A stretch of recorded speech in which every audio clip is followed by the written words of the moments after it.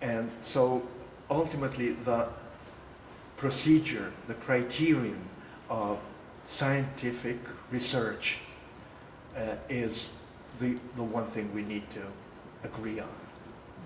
Then, of course, who decides what is a fact and what isn't? That's political. That's political. But then we need to prove that it's a fact by as objective a procedure as possible, which is never 100% objective. But again, we're striving for that. There's a utopia of an objective analysis of subjectivity. You know, take subjectivity as a fact and try to analyze it. I mean, there's such a thing as psychoanalysis, psychology, and things, you know, all these things. So how do you explain the fact that there are multiple narratives? It's democracy. It's democracy.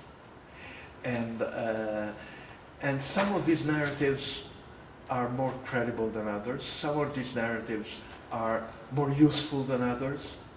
But you know, the attempt to, and we've been through that in Italy in the 90s, to have a shared narrative that we all can agree on. That's authoritarian. That's undemocratic.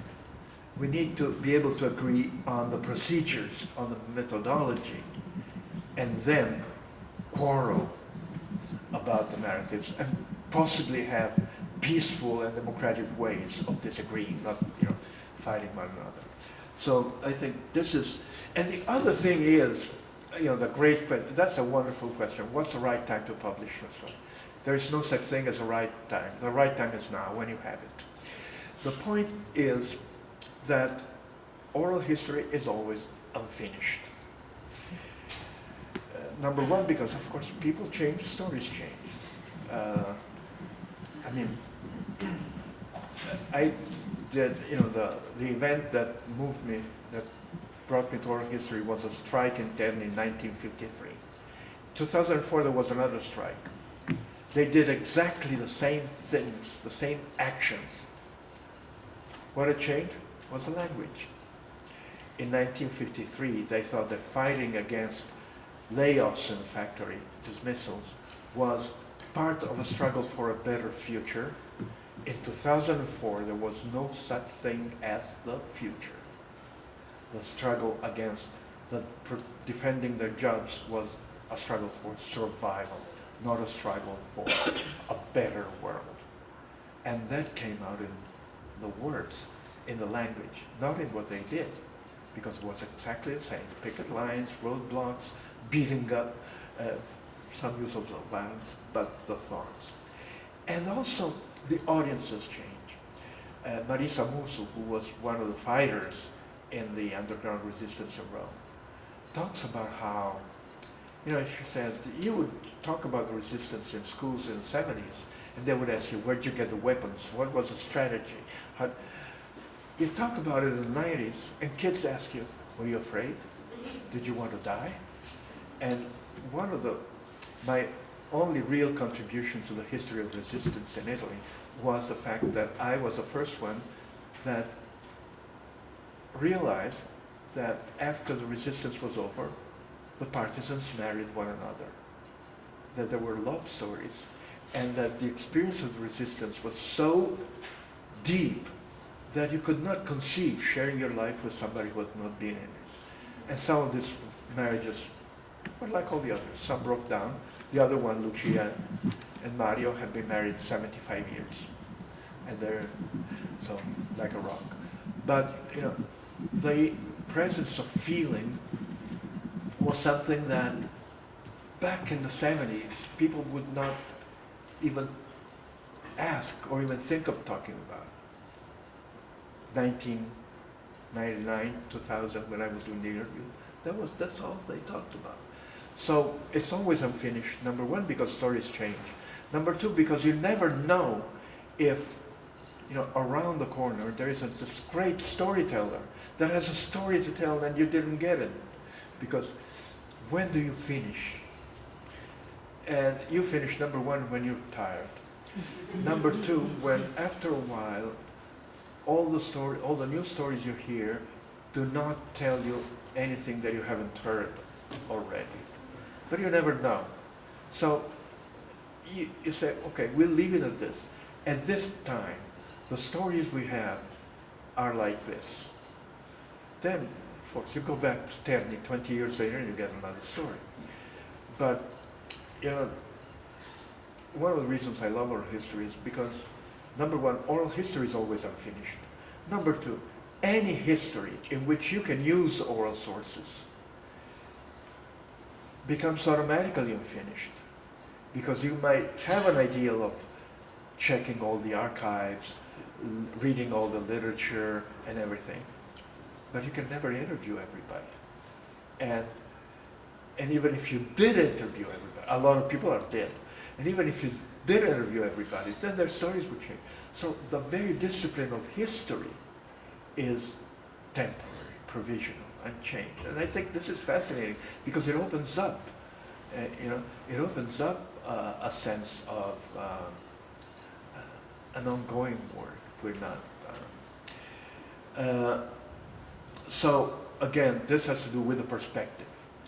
Of course, it started out as history from below. There is now, well, it actually didn't, because the Columbia Oral History Archive and the Italian Discoteca di Stato, state record of recording institution, were created to preserve, in the case of the Italian Discoteca di Stato, the voices of the great men.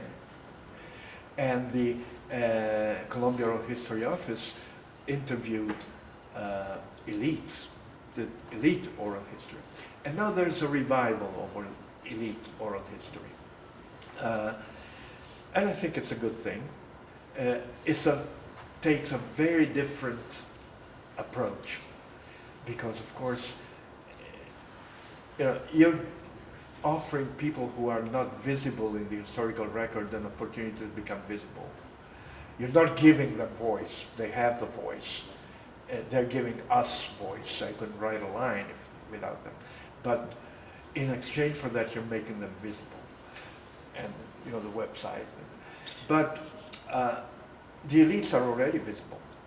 They already have a public presence. So the question is, how do you break through the public presence when you do the elite oral history interviews? My son is now involved in a project interviewing the leadership in the democratic government in Tunisia. And he has a lot of problems with that, what kind of stories he's getting.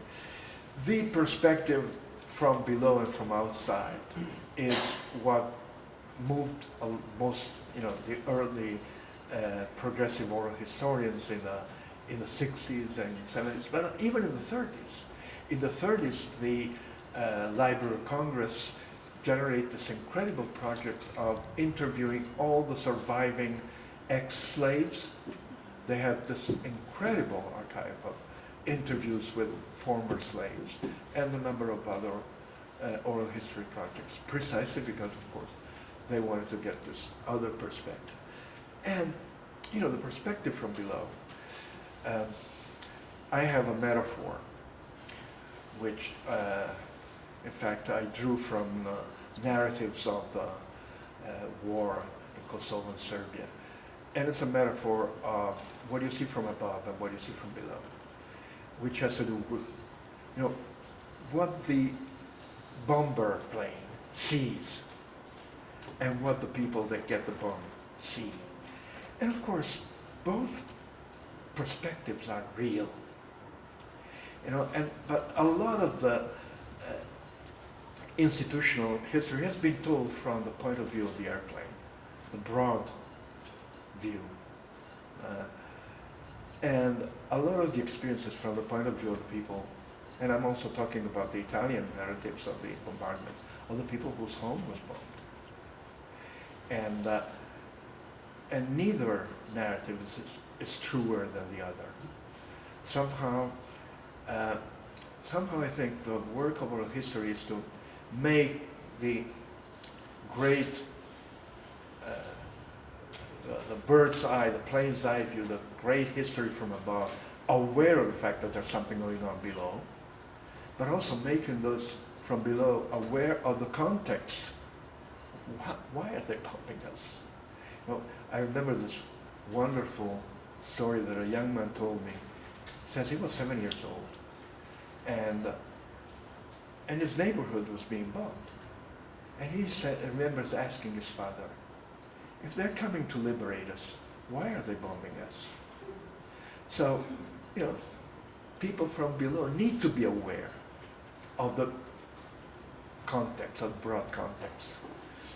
But the people above need to be aware of what goes on, of the detail of the conflict. And one of the most intriguing stories, findings, was that, you know, I was interviewing this lady in Terni.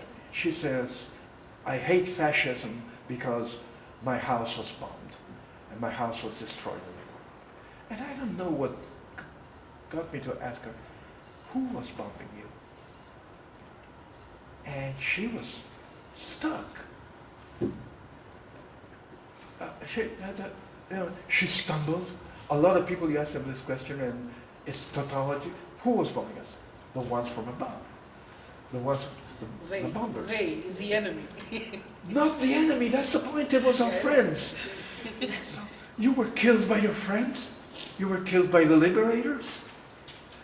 And then, of course, you have a lot of narrative of people, you know, not just young people who don't know anything, but old people. Who was bombing? The Germans. It was the Americans. It was the British. It was our friends. And this is an incredible narrative, you know, where, you know, from below, all you see, you know, your experiences of the war is the war breaks into your home because a bomb drops on. Who did it? Why? We don't know. So, part of your work, you know, the upside down intellectual needs to give something back. And sometimes what you give back is you problematize this. You know, you're not an entomologist. That's one discipline. So you're dealing with people, and it's very disrespectful, I think. If people tell you, if people make a mistake, and you know they're making a mistake, not very politely, if possible, alert them to this. Who was bombing you? The Germans. Look, it was the American, it was the British. And then what happens? Incredible things happen.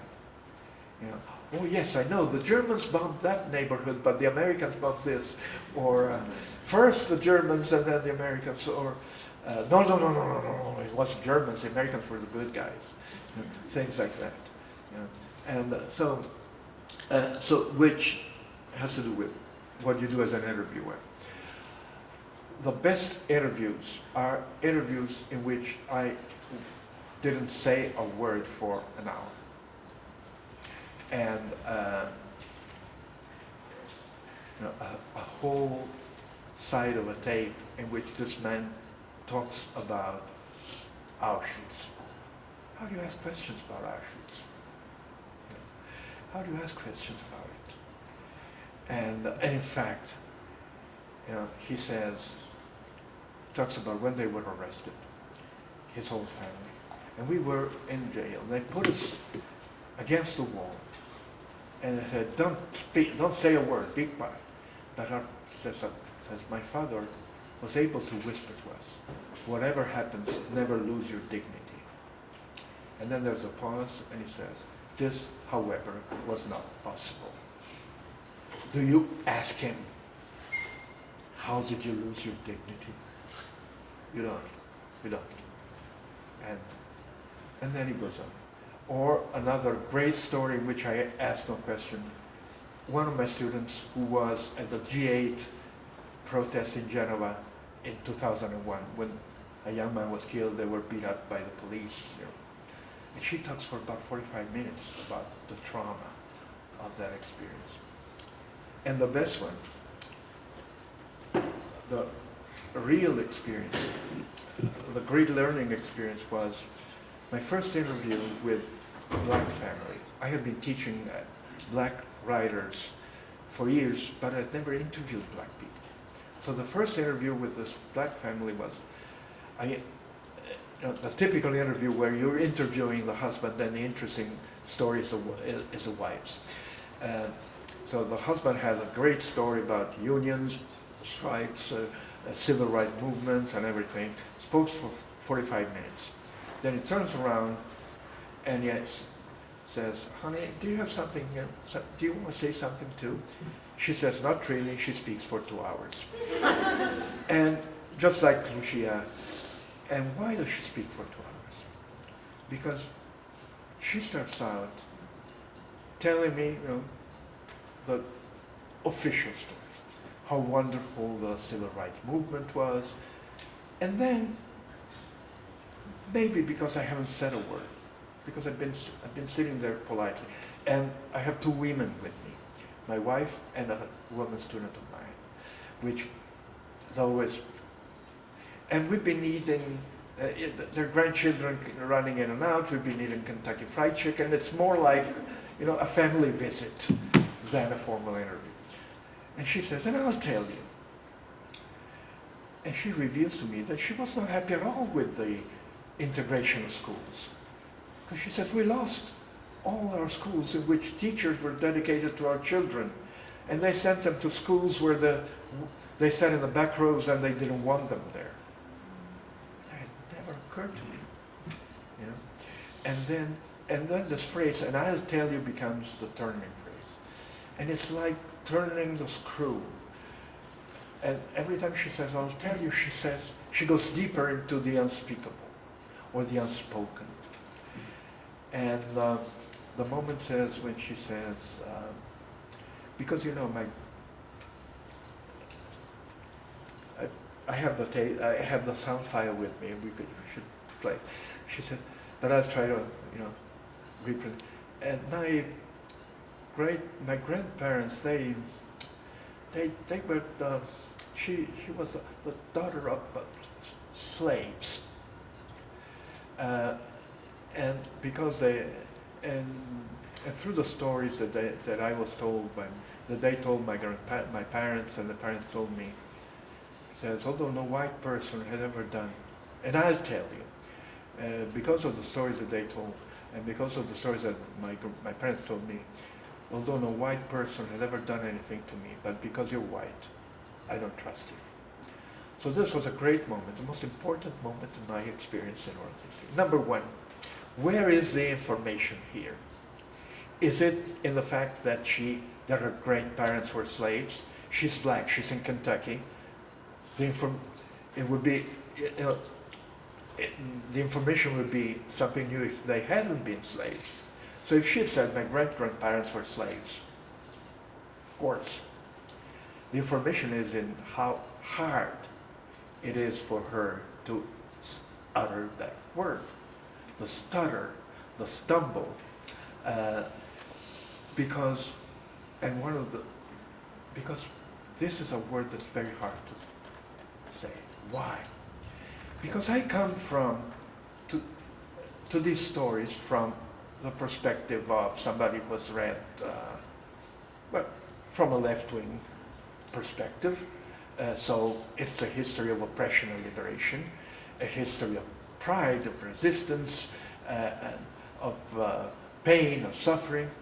But to them, it's in a culture that's influenced by Calvinism, it's a history of humiliation. It's a history of shame. There's a lot of shame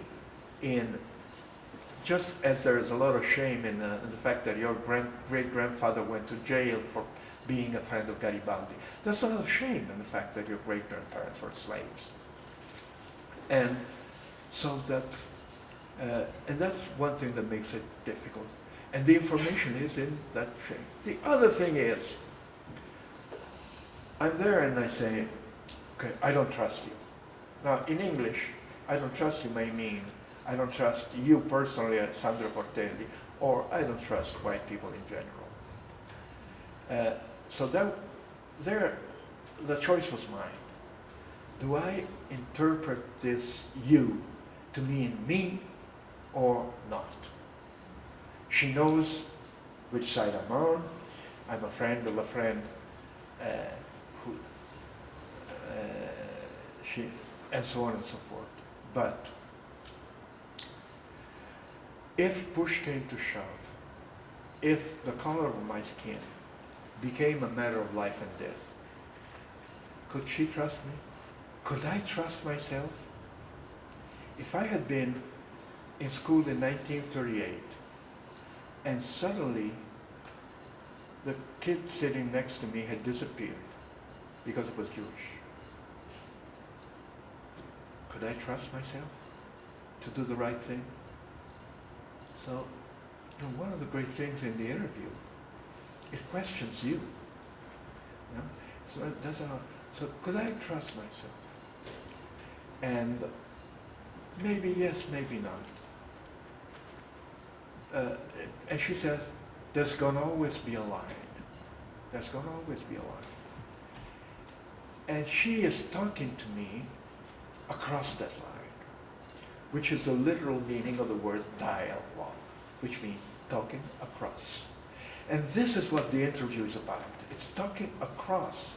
Because especially if you're doing oral history from below, if we're not doing the history of our own group, we're talking across differences. And so what makes the interview possible is the fact that she knows that I'm polite, that she knows I'm, by and large, union sympathizer and sympathizer of civil rights movement. On the tape, the first question is not a question I asked. It's a question her husband asked. And he is blind, so he doesn't see me. He doesn't see how middle class I look. And he says, his question is, are you in the United Mine Workers? And my answer is, well, no, but I'm a member of the teachers' union in Italy, which is not exactly the same thing. But he wants to know who I am. And this is also very important. In the interview, old-time sociology manuals taught you the technique in the interview is you don't interfere. You say nothing about yourself. You're a fly on the wall. Now, if I see a fly on the wall, my instinct is to squash it. And if there's a fly on the wall, there must be some reason why a fly is on the wall. So a fly on the wall is not invisible, it's not neutral. And I'm worried about a fly on the wall. So, on the other hand, you don't turn the interview into a story about yourself. It happened to me. I was doing interviews with students in 1990 about the student movement, and one of them says, well, why don't you tell us how you became a professor? So I have to tell them that. But, so, you have to reveal something about yourself. Where are you? Why are you asking those questions? Where do you come from? Something about yourself, I wouldn't tell the story of my life to someone who didn't tell me anything about hers. So, so it's talking across. And she talks for 2 hours. And I'll tell you, and I'll tell you.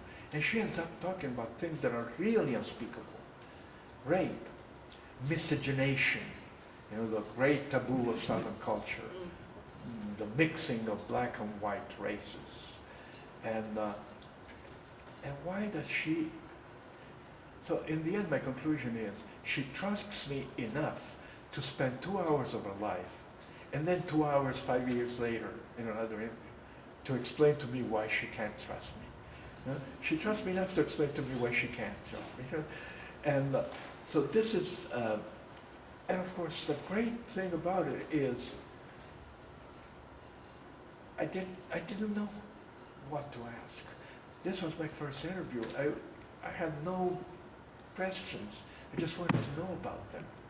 And this is ultimately the interviewing technique. There's no such thing as interviewing technique. The only technique is you must really want to know about this person. And if you're not really interested, there's no way you can feign it. You know? So sometimes you ask a lot of questions, sometimes you don't, but it's, and this is technique, always ask open questions.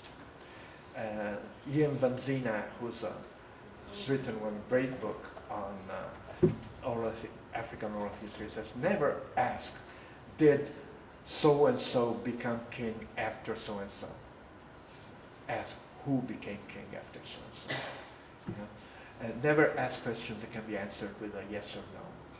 And the other thing is, you know, when my son was 4 years old, no, 6 years old, his class was sent to do a project on interviewing people in their neighborhood, which I think is wonderful, which they've done with.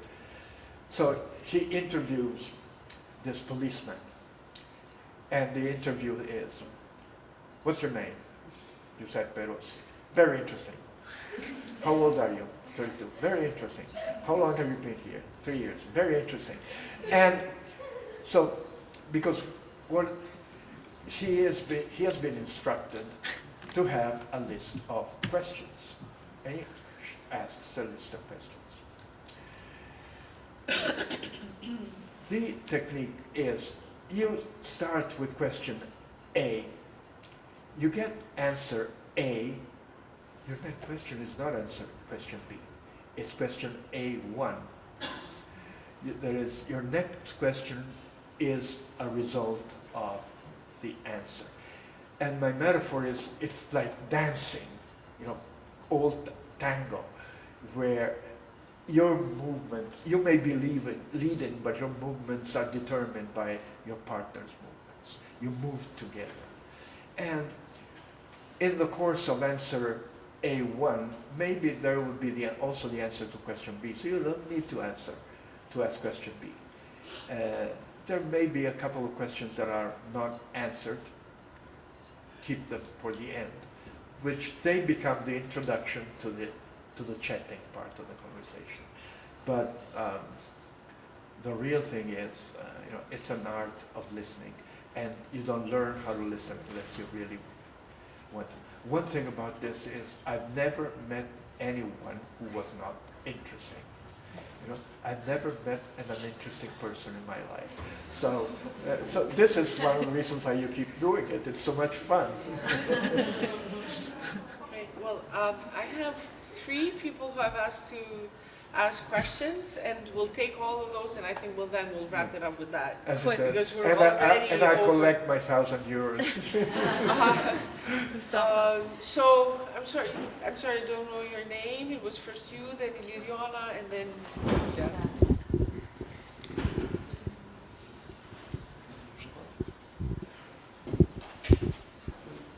Okay. Hi, my name is Daniel.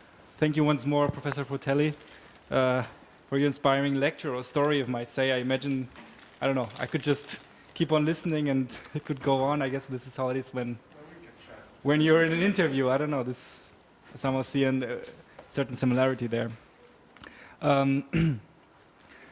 My question goes back to rather the beginning of your lecture when you talked about partisans and the utmost moral difficulty of accepting the act of committing violent acts such as killing, this unspeakable thing, unacceptable. And I was wondering whether you know of any experiences of oral history projects, maybe of your own or of others, that focus, let's say, on the more perpetrator side, if I may say so, the fascist, knowing that it's difficult, if not impossible, to do it, to distinguish between perpetrators, victims, bystanders, witnesses, and so forth. And we learned that it's all about a personal story always. I was just wondering whether those, you were lecturing about the ones who killed, but it was completely against their ideals. Now I wonder, what about those who killed and it was in line with their ideals, if I may say so? If there was any, could we expect any different answers or very similar ones? I'm asking this question out of scientific background, but also of a personal one, because I'm a German citizen, and I recently happened to learn that my grandfather, who died long before I was born, was involved as a mid-range commanding officer in committing war crimes in Greece. So he was both receiving orders but also giving orders to commit killings in villages, killing innocent people. So of course there's this urge somehow to trying to find out like what would he have said if somebody had confronted him with these kind of questions. Thank you.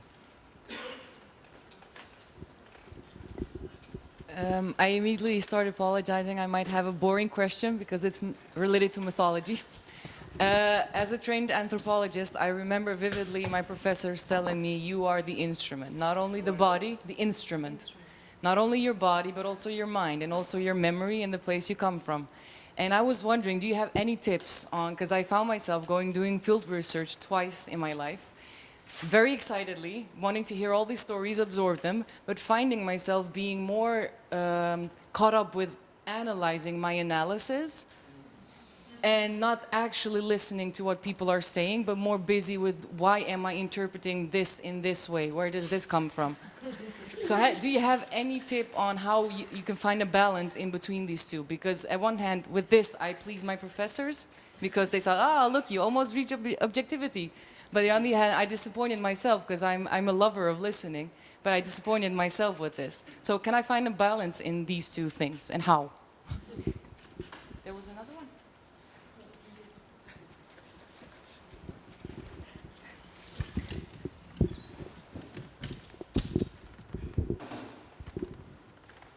Nita, translate me. Yes, I speak in Albania. Unë jam Lule Demolli, hulumtuese në Qendrën Kosovare për Studime Gjinore. Qendra Kosovare për Studime Gjinore ka pas 2 projekte të mëdhaja me oral history.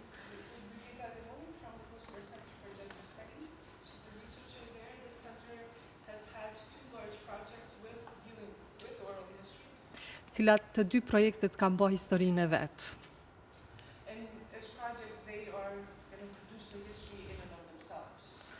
Sepse kemi intervistu shumë njerëz edhe kemi zgjat periudhën shumë të madhe. Kemi pas periudhën e gjatë 68-2005.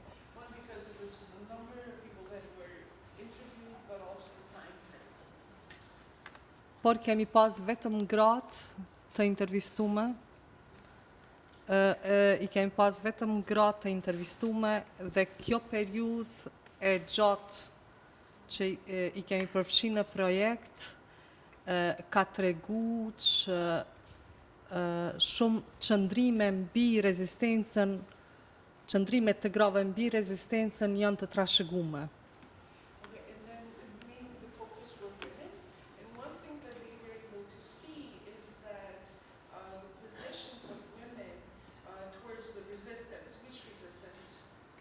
Rezistencën për liri, rezistencën 90-ta, 68-ta edhe 2000. Yes.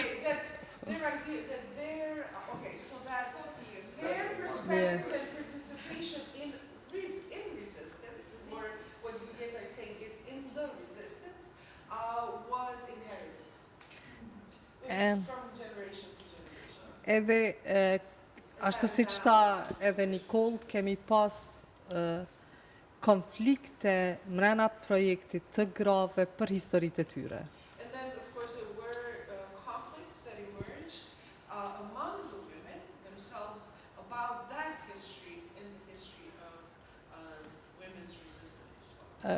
Edhe pyetja ime është periudha që përcaktohet, ose pyetja më saktësisht është çka nënkupton pas luftës, sa vite nënkupton pas luftës dhe sa vite nënkupton para luftës, për me memorizu ose për me bë mapping.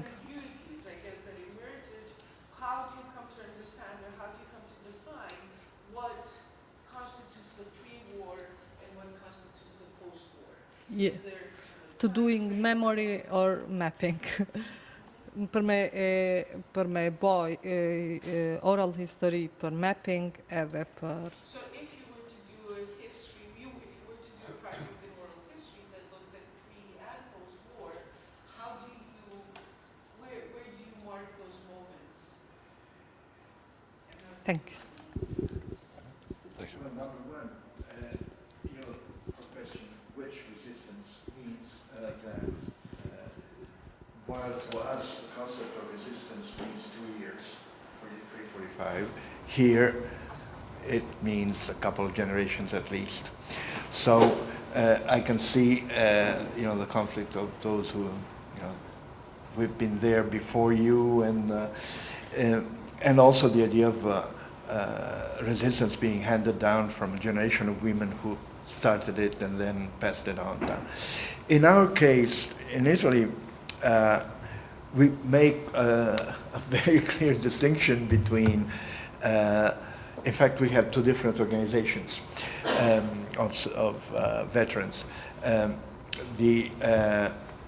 Between anti-fascism, that is, those people who did not support the fascist regime and fought and resisted it in different ways, went into exile and so, or went to jail, and then resistance, which was a rebellion in 1943-45. We do not talk about resistance afterwards. We talk about the class struggle, okay? But it is very interesting, and of course, this is also a generational narrative in many ways, because a lot of those who resisted fascism in different ways were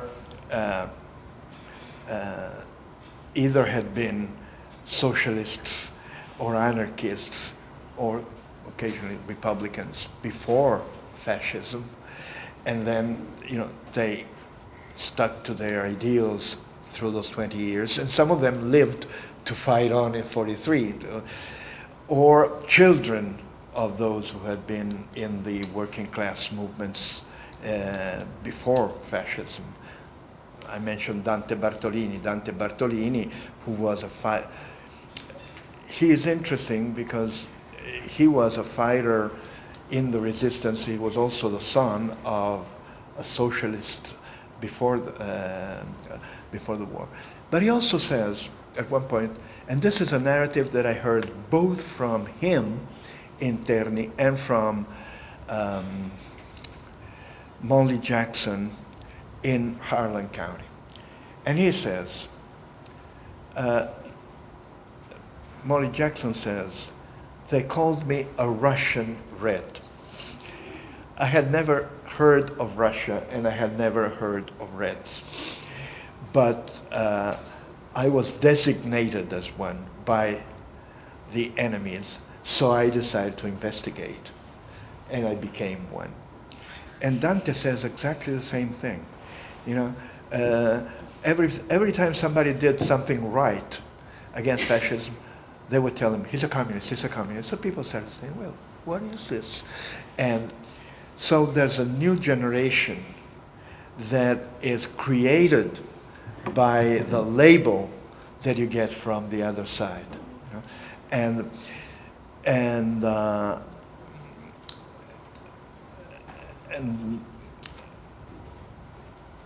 don't think there's any special pride in having come first. One of the gender differences, for instance, it's very interesting, is because again, men do the heroism and women do the survival. So in the 30s, the anti-fascists would refuse to join the fascist party. I mean, I think this is a practice in any totalitarian government, but in our case it was a fascist. And therefore, he couldn't get a job.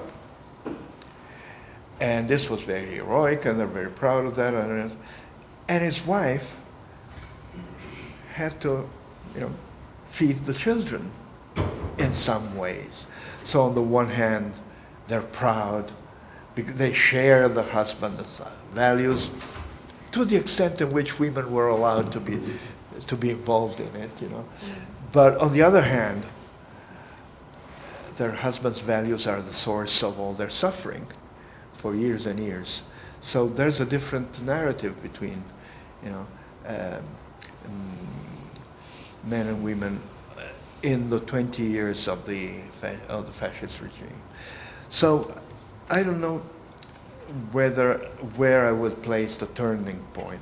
I think turning points are very much personal, because in the end, what we're doing is autobiography, and each biography has different turning points.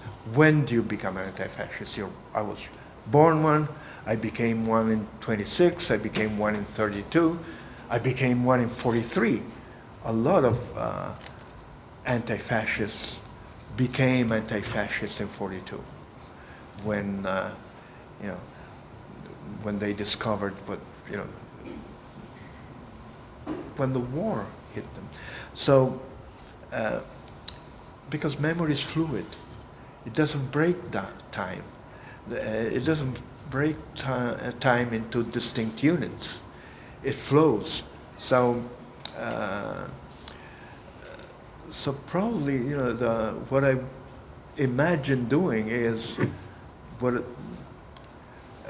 seeing a complicated, a multifaceted process of individual changes that then converges into social change, but it takes place at different times. As to analyzing ourselves, again, the balance. I mean, there's no such thing as a balance. It's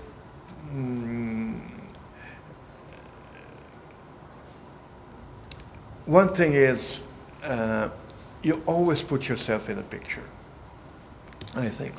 One thing about oral history is it's not detached. It's always personal. On both sides. It's an experience. It's something that happens to you.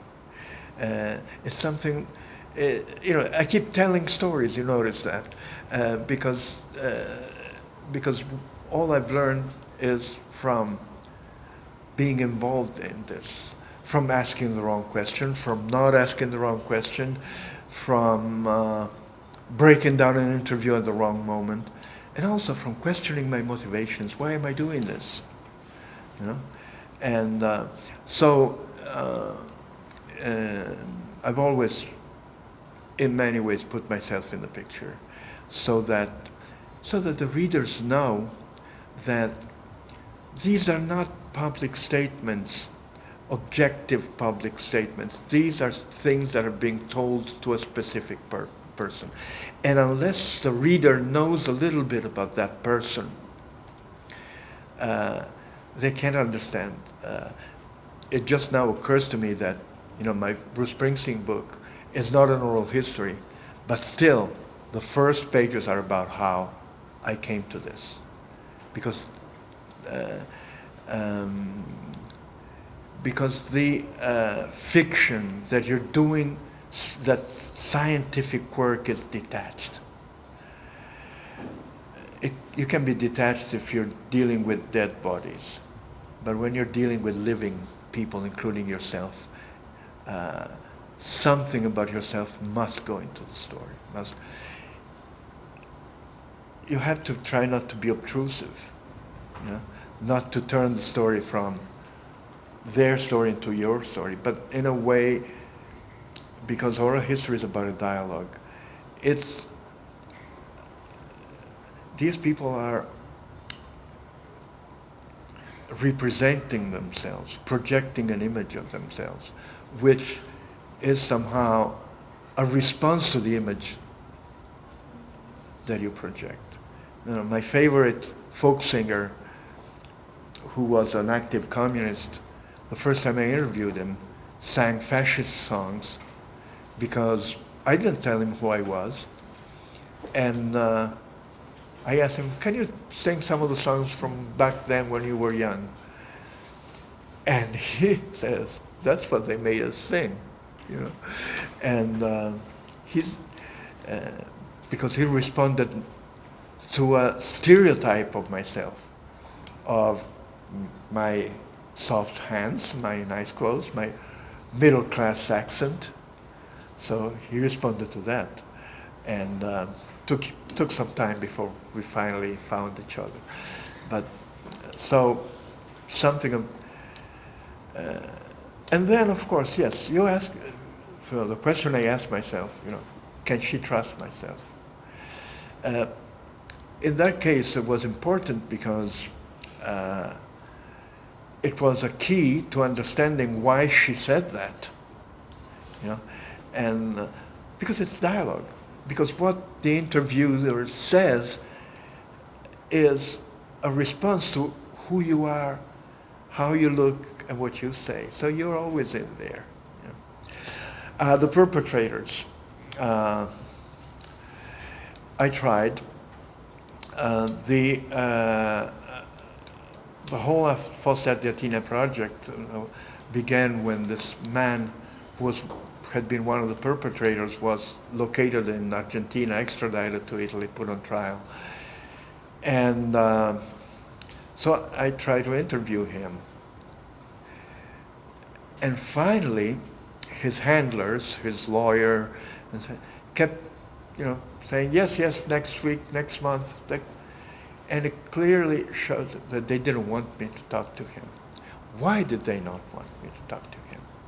Basically, the reason was that whenever he said something, he put his foot in his mouth, because he didn't have the slightest idea of why people were blaming him. I was a soldier. I obeyed orders. And he never had any doubt about what he did. And therefore, after the first interviews in which he said horrible things, they only let him talk to people who were on his side. So I have some, this is a case in which I used other people's interviews, newspapers' interviews that were done with the members of the SS police battalion that was attacked by the partisans and that generated a massacre. And their interviews were extremely interesting, but at no point did they say anything about what they were doing. They were all interviewed. They all talked about what was done to them. However, I think I did try. I did try because I think if we're doing, it's not a matter of being neutral. It's not a matter of being neutral, or I know very well which side I'm on. In the Harlan County project, I interviewed the mine owners, some of the bad guys in the stories. I interviewed them, extremely interesting interviews. And I did a number of interviews with fascists in all my other projects in Italy. Because they're in the picture too. They are in the picture.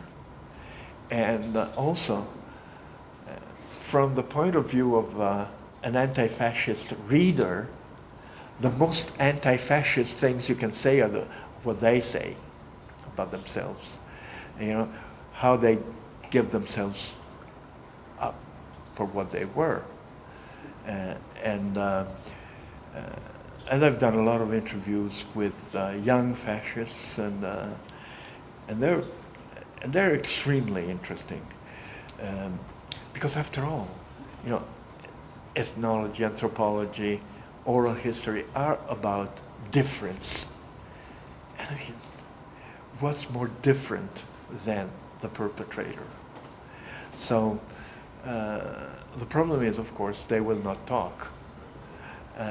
But again, the silence is part of the information you get.